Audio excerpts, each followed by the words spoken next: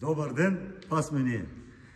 Така, поради това, че повечето от автомобилите, които влизат в сервиза, са дизелови, имаме много запитвания от това какви са проблемите, какво се прави по инжекторите, като цяло как работи горивната система. Не искам да звуча изтъркано като други наши колеги да правим някакви такива много научни видеа. И понеже аз мога да разбирам от механика на коли някои неща, но тия системи са ми ясни до ниво диагностика и как работи цялата система, но не мога да бъда компетентен на 100% по тази система и затова съм извикал от момчетата, които работим вече 4 години с тях, които се занимават с ремонт и рециклиране на дизелови системи и така да ни разяснят как точно работи цялата система, какво представлява дизелов инжектор. На това видео днешното ще се съсредоточим към този модел дизелов инжектор, който сега момчето ще обясни. Представи се. Това сме ние. Така, първоначалното, което ще разгледаме днес е първо поколение на Commarello инжекторите. Те се вграждат горе-долу от 99-та, някъде до към 2004 и 2005 година. Става въпрос за Bosch конкретната дюза тук. Bosch дюза, която най-често срещаните проблеми сутрено време, причукване, притракване, бял пушек, сив пушек, така започват симптомите на развалени дюзи. Така, да те питам нещо. Тези коли, които са оборудвани с тези дюзи, коя еврокатегория са или са? Евро 3. Евро 3, значи тези са колито без DPF. Без DPF. Значи този пушек може би ще се фане по колата, като работи. Да, значи още със самото палене тези коли имат само катализатори, нямат DPF изпускателна система и веднага почва да се приличава отзаде неизгорялата нафта и много на жаргон хората казват тракат ми дюзите. Да, което това нещо се случва и отзаде почва да мерише на неизгоряла нафта. Най-често срещаното при тях е износване от към разпръсквача, където почва да излиза горивото от към разпръсквача. Дупчиците повечето пъти вместо да се кръгли стават елипса. Това става следствие на горивото, което преминава. Много пъти, когато има дефект с турбината или хърч на масло в двигателя, има посинели разпръсквачи. Тези посинели разпръсквачи пак се деформират дупчиците на иглите на разпръсквача. Оттам идва вече и така казаното пикаща дюза и белия пушек отзаде. Така, да те питам аз нещо. Аз съм като механик и който сваля дюзи и качвал, съм забелязал, че ето тук, в тази зона, примерно, се надува. Самата дюза е надута тук. Да, точно. На какво се дължи това? Това нещо се дължи на висока температура. И другото нещо е, много пъти идват при нас под формата като бухалка, конусовидно. Тук има износване към вече разпръсквача. Това нещо е от километри. Много пъти, когато е посинен, той е деформиран. Както казваш ти, тук е износен, тук е отдебелен самия разпръсквач. Тогава е дигнала висока температура, дали ще бъде от антифриз, дали ще бъде от масло. Това вече може да кажете вие, като се разглоби дадения мотор и се види къде е точният проблем.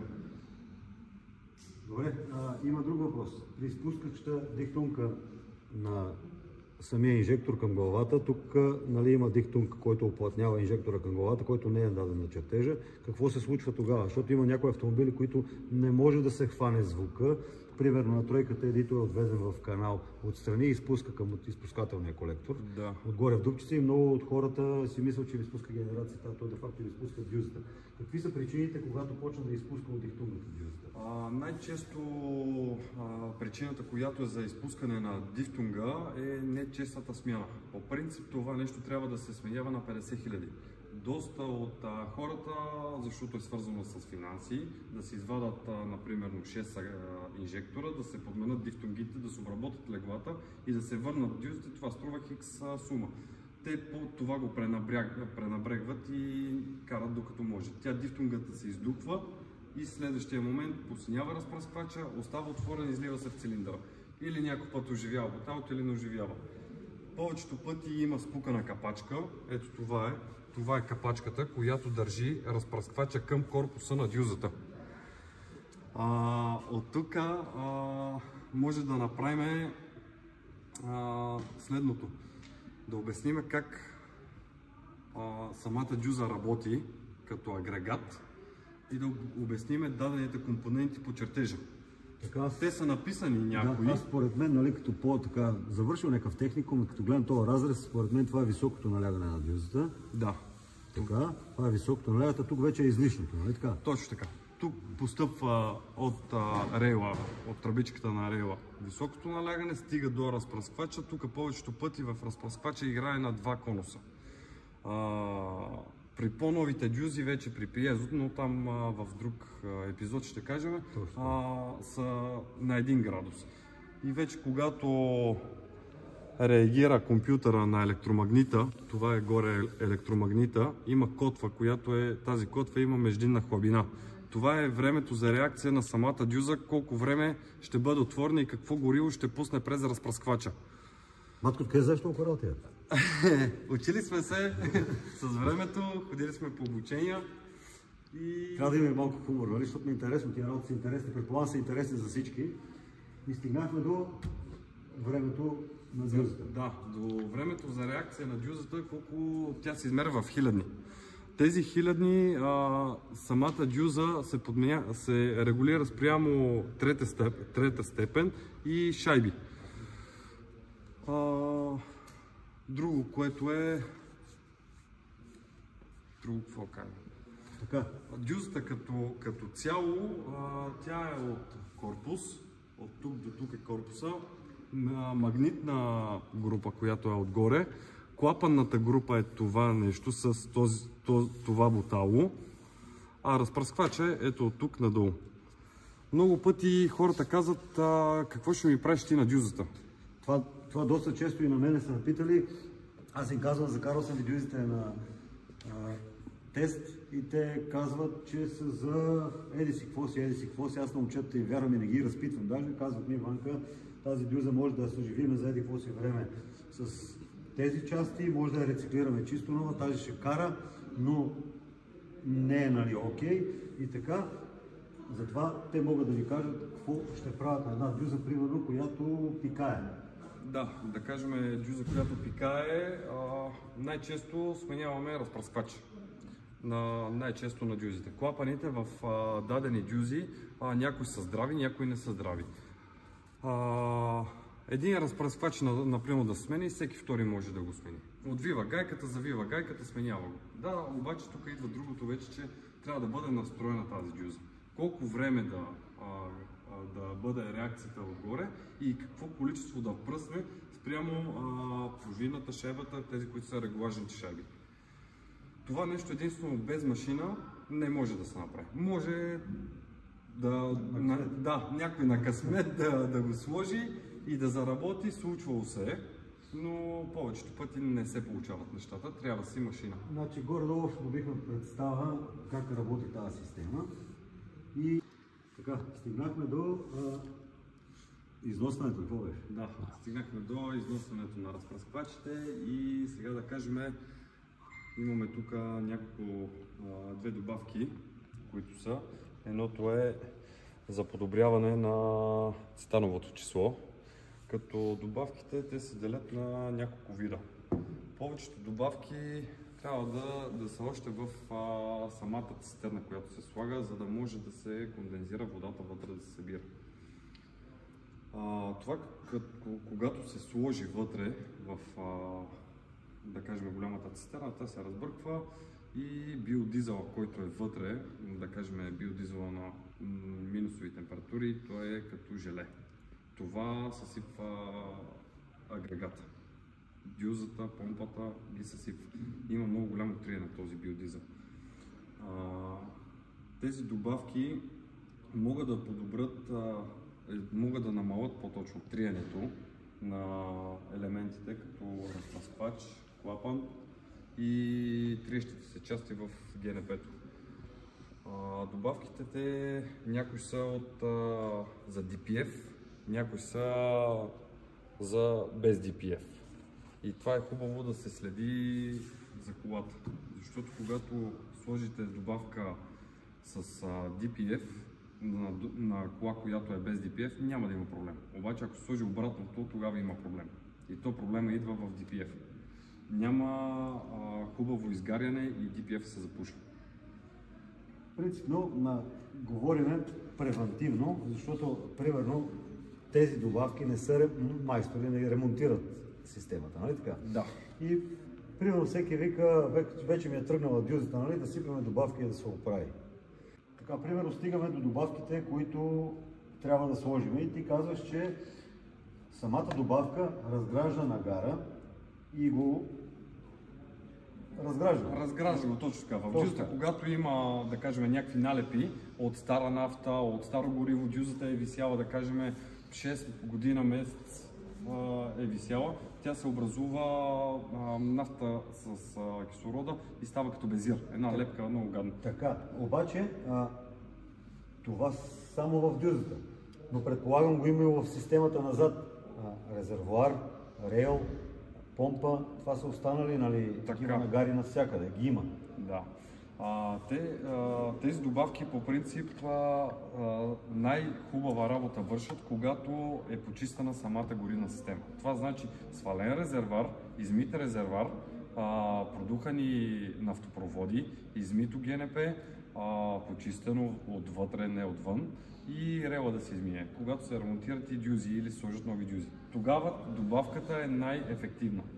Значи може да се слага и е препоръчително да се слага на здрави автомобили, на пълно здрави автомобили, няма да увреди горивната система по никакъв начин. Няма да навреди на горивната система, ако тези неща са спазени. На здрава кола, която са направени тези неща, или да кажем чисто нова. Постоянно ли трябва да се ползват или периодично? Периодично. Значи, когато се прекали с добавката, може да се получат обратния ефект. Да. Детонации може да се получат. Има хора, които повечето пъти на добавката отзад е написано как се ползва. Съотношението, да. Да, съотношението. Много хора си повече. Това е, как да кажа, повечето го правят, но това не е добър вариант. Трябва да се спазва както е. Значи разбрахме, за добавката сипва се след на изправна система, да, с превантивни мерки, за да се предотвратят тия нагари. И, както каза ти, тя абсорбира влагата, да, пиши отзад. Абсорбира влагата, намалява триенето. Премахва влагата от дизела, създава антиизносен слой. Точно така. Така че аз не съм запознат много с тия работи, точно за това сте тук.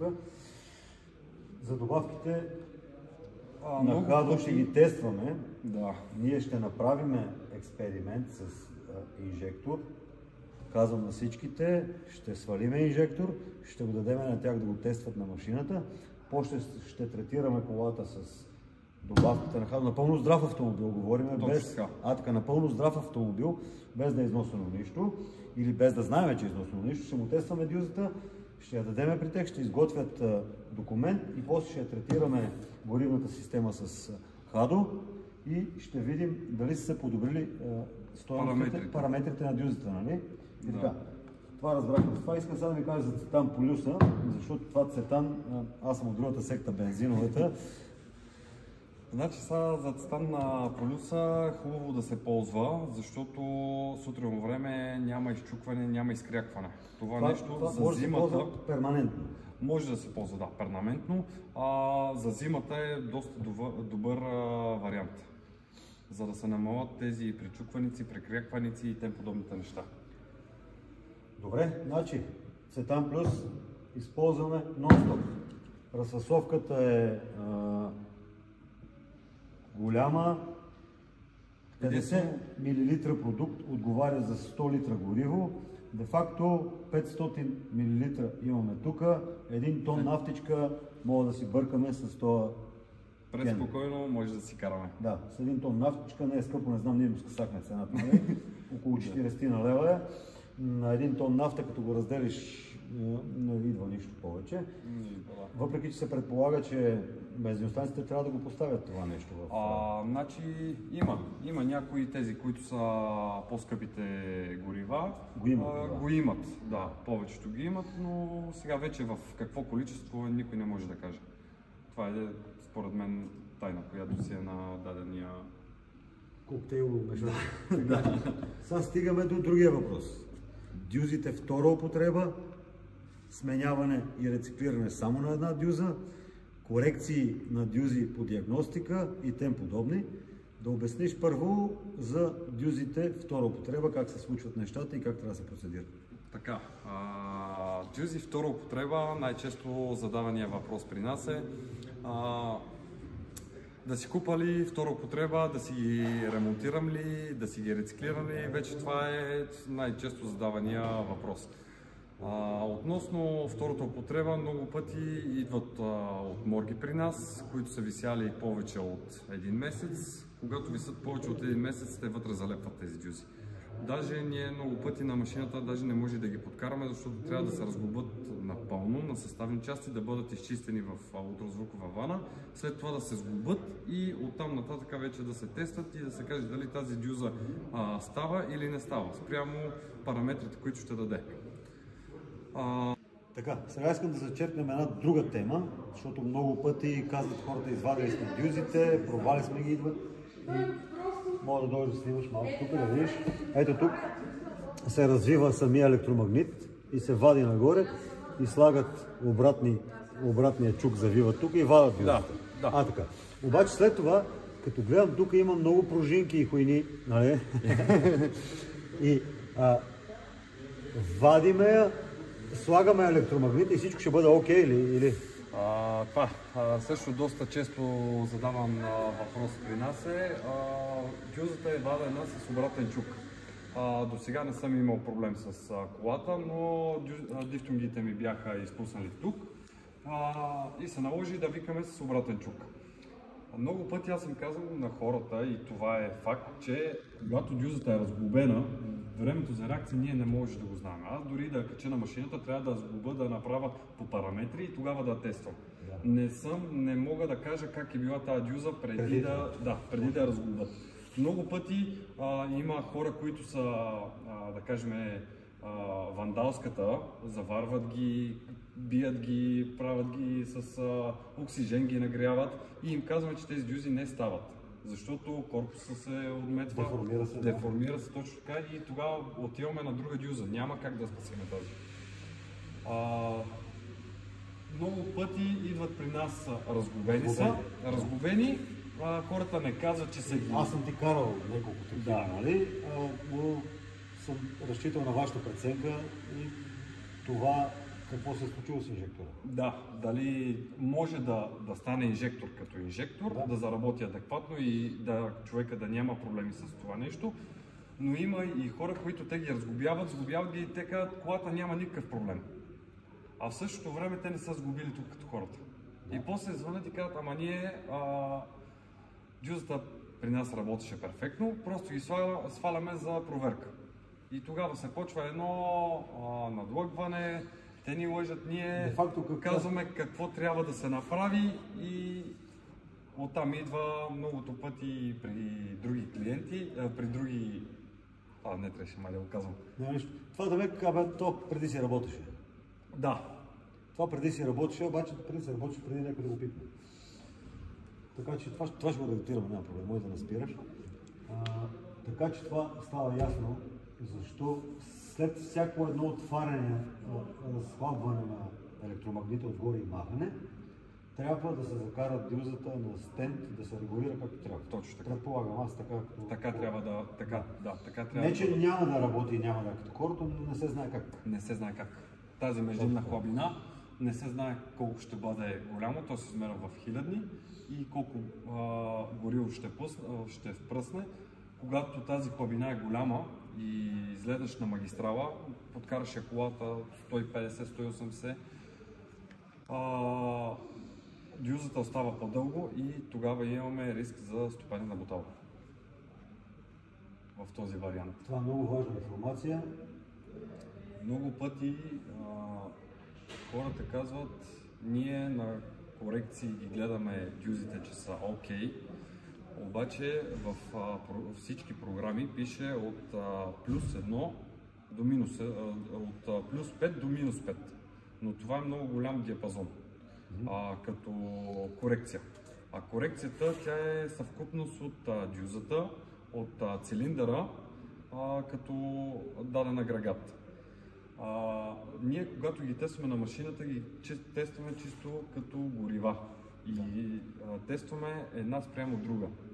Защото когато направиш само една дюза, да кажем тя е в плюс 3 корекция, много пъти не е проблема в нея, а е проблема в другите дюзи. И тогава, когато дойдат 4-те дюзи, ние ги качваме на машината и ги правим 4-те дюзи и ги сравняваме една спрямо друга, тогава може да се хване най-точният проблем на колата. Точно поради тази причина всичките наши клиенти, които правиме мотори, сглобяваме мотори, точно поради тази причина пращам всички дюзи при вас, да му кажете, ти казваш: Бако, 3 дюзи са окей, та не е окей, но за да стане всичко окей, на тия трите ще им направим еди какво си, не знам какво им правите, не знам какво им правят и тая ще я смениме или еди какво си. Става въпрос, че аз като си вземем 4-те дюзи, съм ги взел с гаранция, че те ще работят еднакво.